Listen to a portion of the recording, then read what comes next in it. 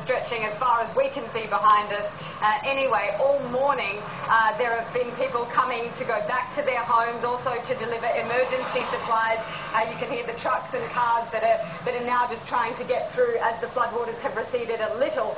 But there is still large volumes of water in parts of the city owing to this huge amount of water that is trying to get from the north of the country down through the Gulf of Thailand. What we're starting to see now in these areas is a lot of blame being shifted. Just across the other side of the bridge in front of me, there's absolutely no water.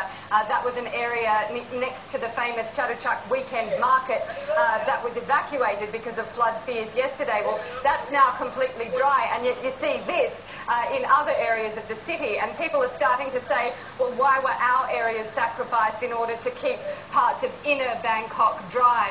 And there is a lot of anger about why the floodwaters are so deep in some areas.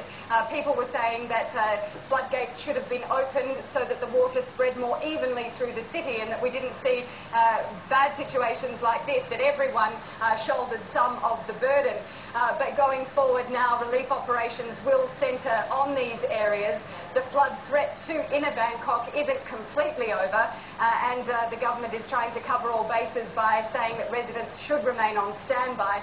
Tens of thousands of people have evacuated the city this weekend while they were waiting for high tide to come in, and it looks like those flood defences for the economic and commercial heart of the city held, at least for now. But the threat is far from over. There is still a huge mass of water that's trying to escape, and it's all going to depend on how stable those flood defences remain as to whether those areas take on any water.